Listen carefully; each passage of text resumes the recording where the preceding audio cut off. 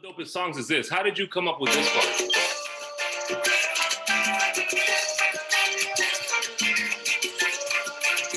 Now I want to hear it. I remember dancing salsa live. You know, with the down low, I would actually time it. You know, because dancers really want to express that shit, and then you would just go. That was something that.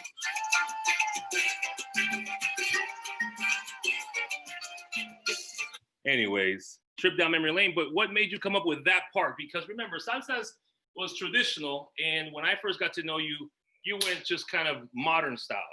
And oh, by the way, real quick, the reason I'm cooking is because it's 7:30 over here, and I'm Mr. Mom during the week and got to pack my girlfriend her food, and we're eating healthy right now. So I'm making an arroz con salchichón, but with cauliflower rice and chicken sausage. So don't mind me. So anyways, tell me, let's start into that because that was one of the baddest songs ever. What made you do that part? The main reason was because it was what people may or may not know what a moña is, and that's when there's a horn progression and chord progression that keeps cycling and gets built and it starts building. Okay. Okay. All right. And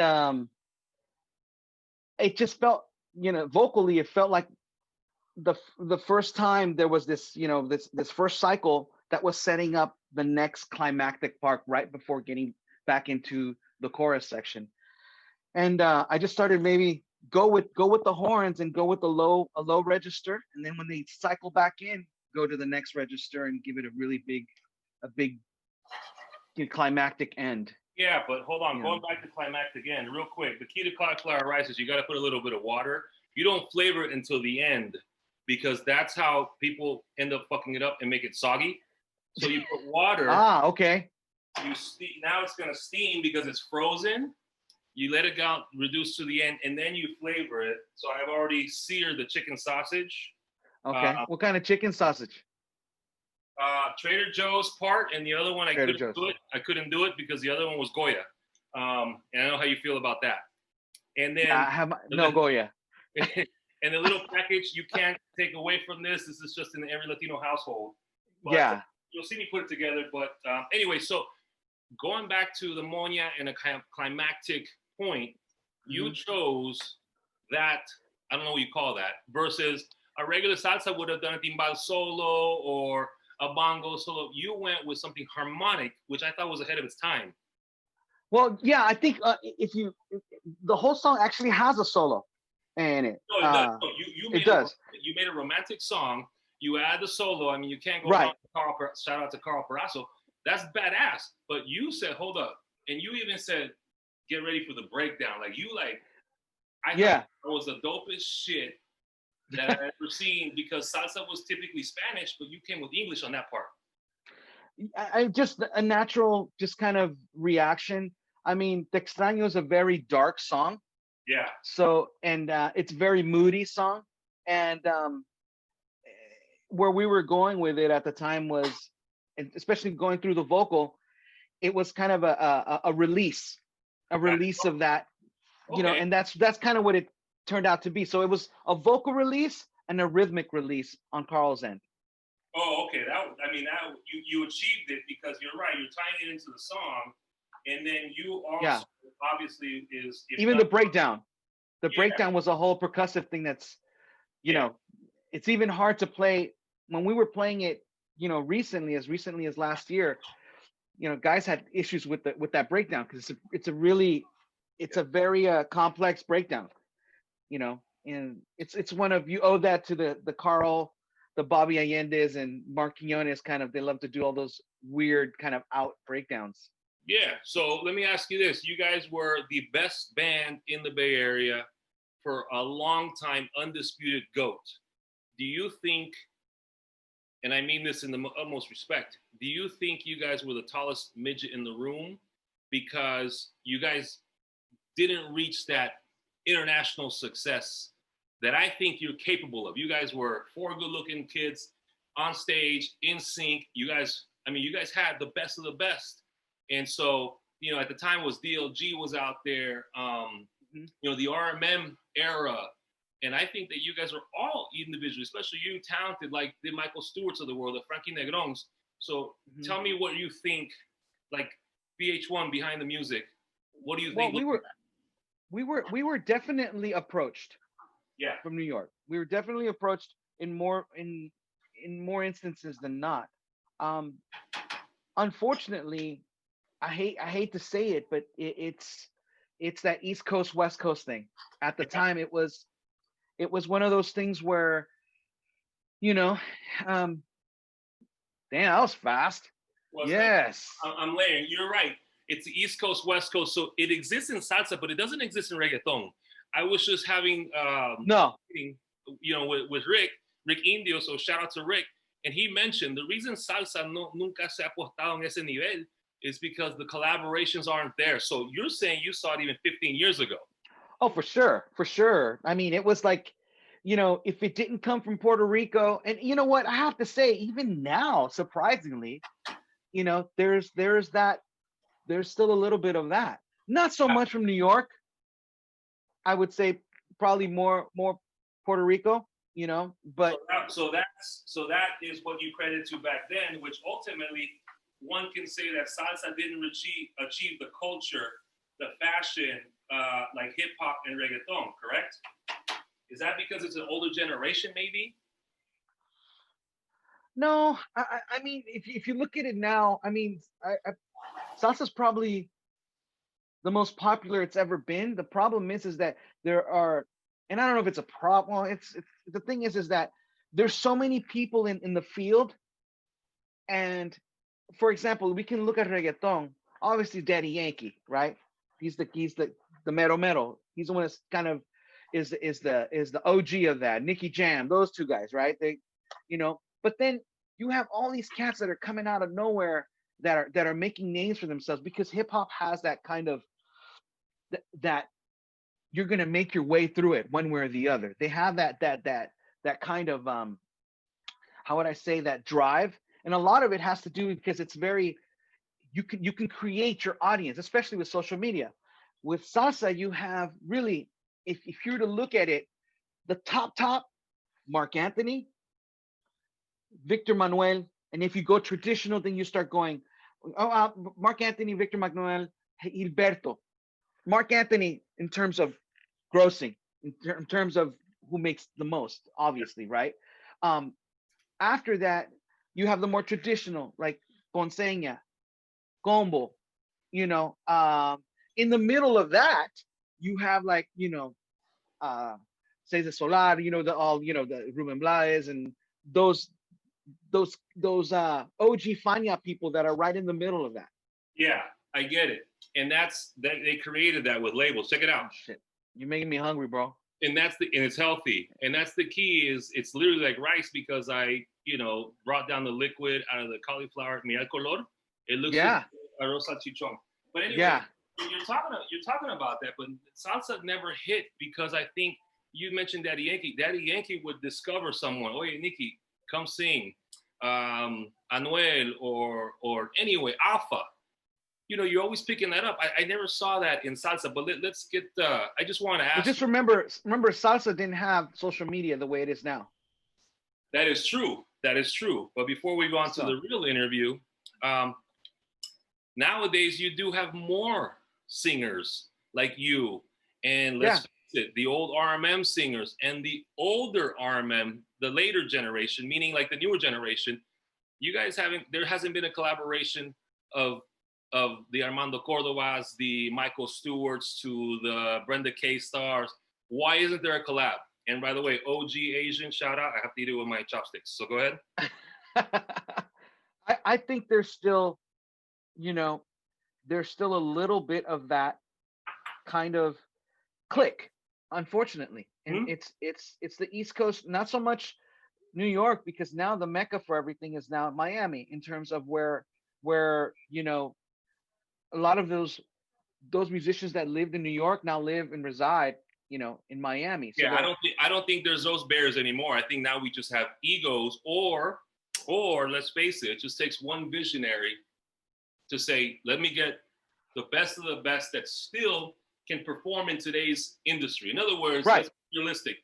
If you're gonna create a culture, it's got to be cool, you know. And you're one of the cool salseros and doing the next part of your career, but you're also into fashion. You didn't find the old days of Manny Oquendo or Tito Allen, No. you know, thinking, hey, I got to go buy the Converse from Magic Johnson or Larry Bird. right. No. You got to understand what game is today and how to win in today's game if you're even capable of today's game, you know? Yeah. So let's start with this. Who were some of your early influences, and at what age did you say, I want to sing? Wow. That might have to be probably, I mean, it's a smorgasbord, but in terms of from the Latino side, it'd probably be Juan Gabriel, Jose, Camilo Sesto. Those are the guys, the crooners, right? How did you listen to us at a young age? You grew up in the Bay Area, right? My mom, Saturday mornings, bro, cleaning the house. You heard all that. Lupita D'Alessio, I mean, Veronica Castro. all that shit was playing in the morning. And you felt you developed a passion for music. Yeah, they just had tunes, you know. Juan Gabriel, you know, hear those tunes, and I would just kind of rock out to those tunes. And then in my room, it would be like, you know, the Jackson 5, Earth, Wind and Fire. Which song did you listen to in the Jackson 5? Probably my one of my favorites is Got to Be There. How's that one go? Sing it a little bit. Got to be there. I can't even sing it that high. Got to be there in the morning. I love that. That's a great song, because it just goes. He starts out very subtle, like Michael Jackson did, and then just would belt these super high notes. Yeah. And then of course the melodies. You know, a lot of what they came out with back in those days were just melodically just genius, man. So you love music. What age? I can't remember. It had to have been 4, maybe. And remember, my music, my family, they're all, you know, musicians. So they've been gigging, doing clubs. My mom was a singer. My aunt's a singer. All my uncles were musicians and singers. You know. So how old were you when you did your first performance? First performance was probably 8 years old, and it was. Okay, hold on. My girlfriend's here. This guy starts singing 8 years old. He can take on music singing for the rest of his life. That's why he's Cordoba. He can do salsa. At 8 years old, my father put me in karate to kick ass, bro. So unfortunately, if I go kick ass now, I'll get arrested. But I always had my mother, who's a singer, said, hey, do this, you know. But I got pushed into karate and whooping ass, which is why when I had my salsa band, I was in fights. But anyways, so you were 12 years old. Where was it at? What's that? Say it again. You were 12 years old. You performed where? 8. I was 8. Oh, 8. Damn. Yeah. So I performed at this club called La Fuente. A club called La Fuente. I don't know if you're familiar or remember. I had heard about it. Yeah. Yeah, it was in the Embarcadero. I went through my freestyle and you know, hip hop days when salsa was coming up, when the people like, you know, that we grew up in the industry, like Jimmy and Tony. I had gone through a freestyle hip hop era. Where I got I know Jimmy did too. Jimmy, yeah. I remember Jimmy talking about the Stevie B and all those guys. Yeah. We were from Concord, and you guys were from the other part. Okay, so you were 8 years old. You did that, and then what about, did Avance come? Tell me that idea. Avance actually was an audition that I had with Café, Victor Agosto, and Carl. They formed a band called Orquesta Romance, which at the time was it was an all, I don't think there was another all trombone band. It was modeled after the Willie Gonzalez style of salsa. And Carl called me and said, hey, you know, I think he saw me playing with I was playing timbal and singing with my uncle's band for about 8 years. And we were playing at Mexicali Rose in Hayward. Hayward, yep.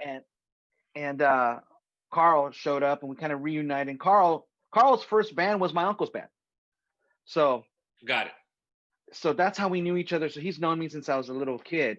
And he heard me singing, and I think the songs that I sang was like Devórame Otra Vez, all the Lalo stuff. And I played timbal and singing at the same time. And he approached me. He goes, hey, would you be interested? You're playing timbales and singing at the same time? Yeah. Wow. I've done it many times with Avance when the timbaleros doesn't show up. That's pretty badass. What song did you sing by Lalo? Because I'm a big fan of your voice, so I'm gonna fuck with you and ask you Um, once in a while. Devórame. Also, tú ilumino, tú me iluminas. Okay. Uh, Do a little verse from Ben Devórame. oh my God. This is the Oh most my God. You musical start to interview we've remember ever done, bro. it. God, I'm gonna fuck up the song. I know I am. We'll just sing a short clip. Uh, I can do Tu Iluminas. I remember that one a little better. Do it. Uh, Tu iluminas mi vida de estrellas. Remember that one? Yeah, bro. Fuck, that's all I remember. So anyway, so then you go to Avanza, you dominate the Bay Area, right, for Yeah. 15, 20 years, and you did the NAM, you traveled. I remember the fame that you guys were receiving. Tell me the transition. For our audiences today, it's hard to leave when you're the best. But I think that you saw that your talents were larger than what you were playing at. And tell me about that transition, about leaving the best locally to pursue now this new genre of pop urban that you're in. Well, I mean, in all honesty, I think our best was probably, our peak was at our peak was probably 2010 in terms of culminating, and then we were kind of on a way down, only because what we were known for was the quality and the nucleus of the group. It was always the same. But as more groups came in and formed, guys wanted to form their own groups, and they would take pieces of Avance, and that's why I give a lot of credit to Julio Bravo, because his band, he keeps it consistent, and it's hard to do over the years. So I would, it became a thing for me that it wasn't fun anymore to try to keep that quality ongoing and consistent. And instead of singing, I was MDing and just kind of seeing what songs we can do instead of the songs we should be doing, because we never played our full rep. Well, exactly. You could, because you guys are about quality. That I do look back now. So what was it? Did you already this genre that you're singing now, the kind of music you're singing now, was that always a passion of yours, or is that something you kind of want to tap into from a business point of view?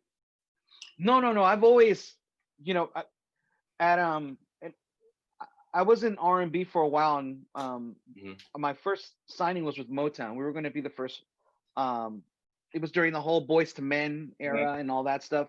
And I had a band or a group, and it was 2 African Americans, a Samoan, and my brother and myself. So it was 5 of us. We were called Under Pressure, and we had things going on really well for us, and that was always my passion has always been doing R&B music. The idea of, like, at the time, being like Boys to Men and all that. What are your favorite R&B songs? Oh man, I mean, going old school, anything Al Green. I like Donny Hathaway, that kind of stuff. You're a young dude, and you're mentioning older artists. Is that because you came from a music family?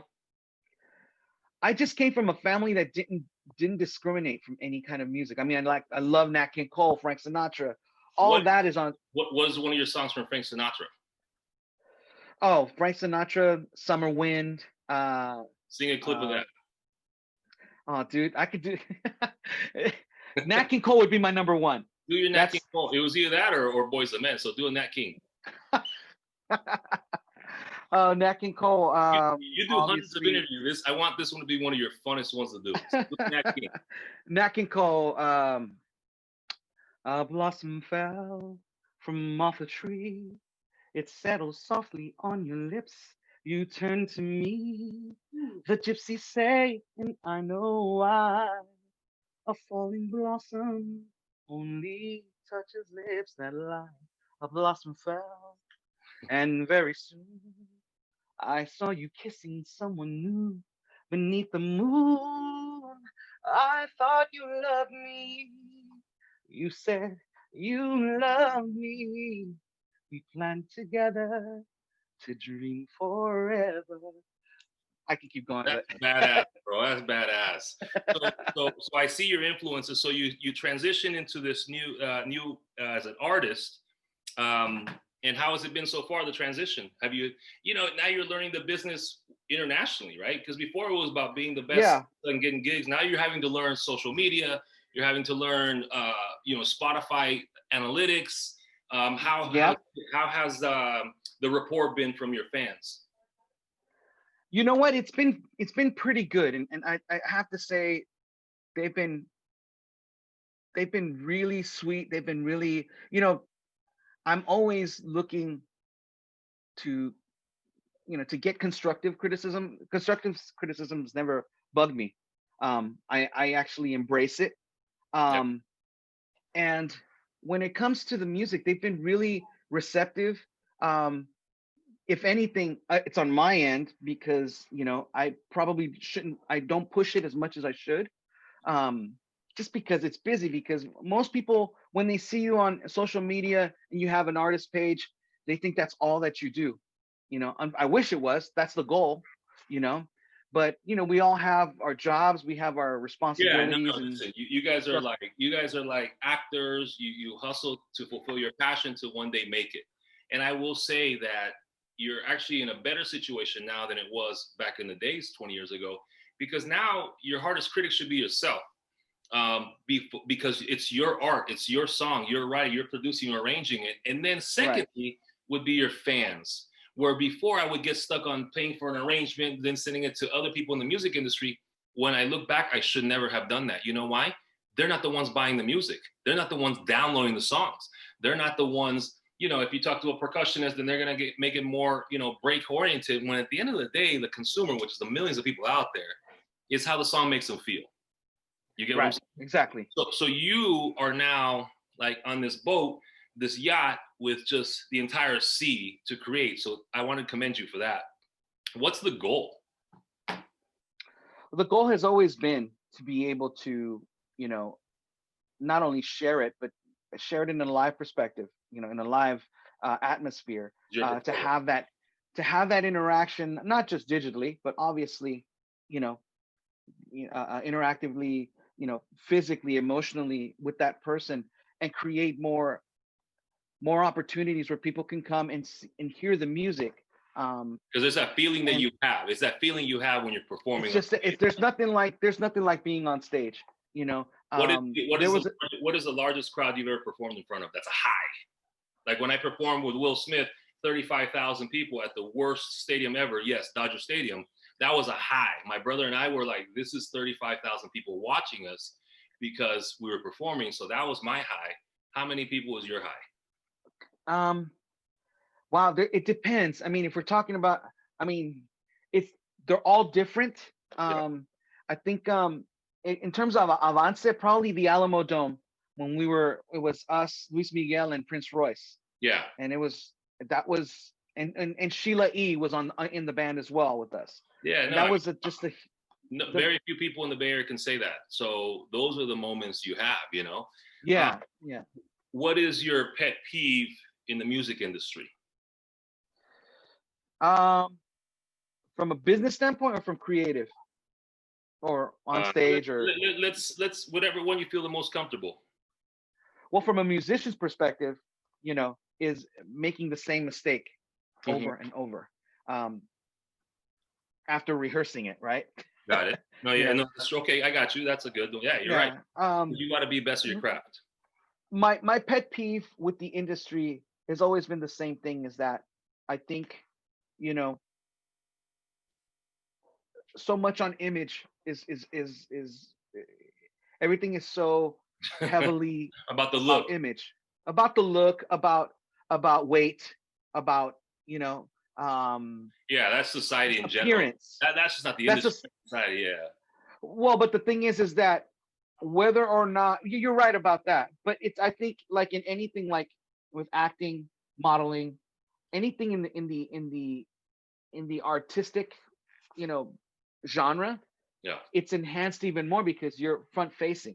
Yeah. Some of those things you talk about are in the background and people can make those judgments, which they do, but in terms of, if you're going to have, you have Maluma, and then you have, other people, like an Angel Lopez, who are talented, but it's the image thing. Yeah, no, it's true. I guarantee you, unfortunately, that even though Maluma can sing, I'm not saying he can't. He's a great talent. It's because it But sounds Angel's a badass singer too. but now You it's a know. business. Now it's a business, and you're understanding that because you're putting your time when you're producing concerts. And we'll get back to that. What's your pet peeve in Latinos in society today? I think my biggest pet peeve is that they're unfortunately a lot of them have this one track way of thinking of how things should be, as opposed to being more open to for example, oh, he's salsa guy, why is he singing this? That's not right. Yeah. I'll listen to his stuff, that kind of stuff. I think that's I think a cultural thing. And I think, to be honest, I mean, in terms of, they like what's comfortable.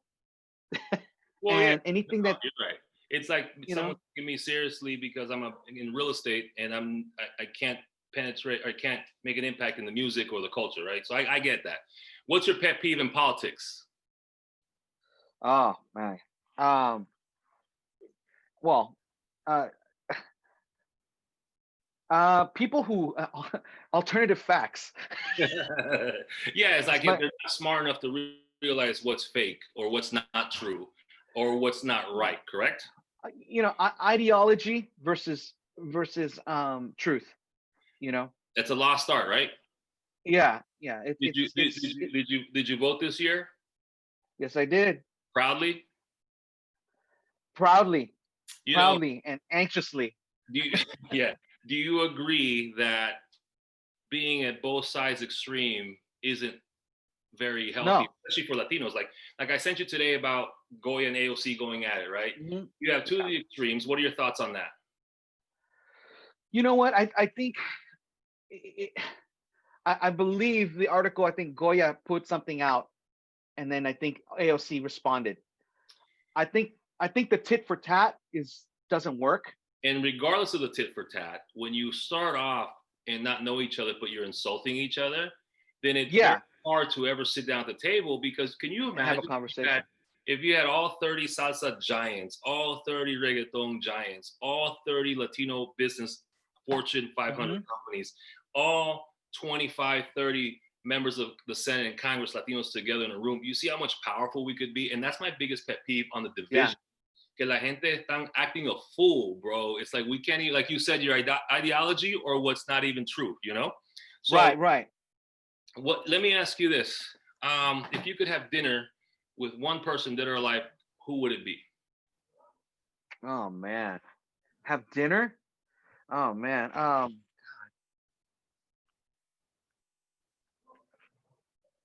Fuck. I actually, I never thought about that. I mean, you have your idols.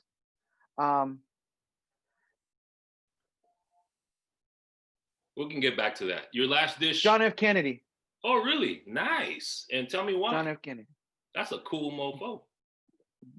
There's something I've always been intrigued about his presidency, because it was at a point where I think, had he still been around, things may have shifted both from a social standpoint and in terms of where this country be in terms of wars, with the Vietnam War. Yeah. I just think things would have. I mean, this is my idealistic thought, is that it would have been probably a kinder nation. Yeah. Instead, we went into we went into what's kind of starting to repeat itself, or has repeated itself. And then after he was assassinated, it was more of passing it to shut up Bobby Kennedy, and then everything good was lost. Now, I love the fact that we are both Latinos, human beings. We are artists. We're passionate about what we do, but we can talk about these things, because the only time we see Latinos talking about these topics are usually on extremes of both sides. And you notice we didn't party bash. We didn't bash anybody. So going back, my next question, to make it fun, is your last dish. What would it be? My last dish? You're gonna get mad. I'm a sandwich guy. Nothing wrong with that. No. It just shows we are assimilated in this country. So what would it be? Yeah, it would be a sandwich. Would be like toasted sour bread, mortadella, Swiss, Nice. with some avocado I and like sprouts. I like And that. Sprouts. sprouts, bro. What are you talking about? It's healthy. I understood everything else because sourdough, we're very fortunate to be from the Bay. Yeah. You know, we want to close this out. We recently found out that you and I both have a passion for sneakers. Why did you choose Adidas? That's your sneaker of choice. Well, Adidas for me has always been. I have a wider foot, and although I bought Nikes, I have Nikes. Okay. In terms of collecting, you know, and Puma as well. But what I like to wear, what fits me well, Adidas tends to have a wider, it caters more to wide feet. Yeah. And they're just more comfortable. Nikes are narrow. Yeah, you mentioned Adidas and Pumas. Do you realize one? The brothers. Yeah, did you know that? Yeah. I just saw that. It was crazy. Yeah. And you know, not only they're brothers, but Puma brought on Jay-Z to do a lot of the kind of cultural creativity part. And you could totally see it. They're bringing back the vintage look and I actually like it. And I just, you know, again, my shoe habit's getting ridiculous, but you know, you could see the impact on culture in corporate America. You can see that the next administration is diversification like we've never seen. How do you feel now? How do you feel about that? And are you also going to hold them accountable, like we held anyone accountable, just because they look like us? Does that mean we're going to give them a break? Tell me about that. Well, yeah, I definitely think I've always been one to say, without any equivocation, what the good parts were and the bad parts were of any administration. I mean, obviously, everyone loved Obama. I mean, as a person, as what he represented in terms of, you know, the stature of the presidency, I love everything about that. Michelle Obama. There are things that I felt he could have done, but I know that he was handcuffed from day one. So, you know, with Biden, I'm hoping that he's a little bit of the old school, and I like the fact that he's, you know, he's got a woman vice president. I think men have fucked it up for way too long. It's time to, you know. Well, we need to mirror today's country, but we also for sure. We can't. There's nothing good for us to put a Latino, for example, Javier Becerra. You know, we do no good by applauding his appointment and then him not succeeding. Right. But we definitely, and I've been very fortunate to have known him before he became Attorney General of California, and I wish him the best of luck. I know that you know, he's got a good team around him, and that's what we got to cover right now. It's not political party who's right and who's no, that's different. It's about taking care of this pandemic. Anyway, so you're good with that. And which of the newest songs in your genre is the one that you love the most? Tell me which one. I guess I would probably say right now, well, God, they're all kind of have their own different vibe. I've always been more of a and labeled more of the crooner and kind of like the whole romantico kind of thing. That's what sells. Yeah, I would say Besos would be the one that everyone kind of, it's the one that's been the most popular. Well, do this. Close us out with that. Give me a little line from Besos. Oh my God. Let me see if I You wrote it. You better sing it. Bro, you'd be surprised how many songs I've written and I'd forget the lyrics. It's either that or Pura Vida, because I love the way Pura Vida is. So it's either Pura Vida or Besos. Okay. Pura Vida. Let me see. Besos. Okay. Él nunca te trató como debe ser, nunca como una mujer, sin respetar, soñando groserías. Déjame decirte lo que quiero hacer. Ahora vas a comprender lo que el verdadero amor significa. No dejes que te engañe. Volverás donde comenzaste. Déjame ser el aire que respiras.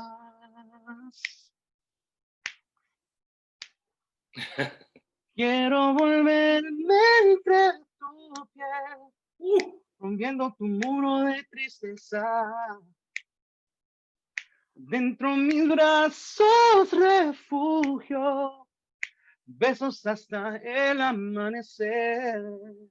Bro, badass, man. Badass. Thank you, bro. Listen, I appreciate the relationship that we have had.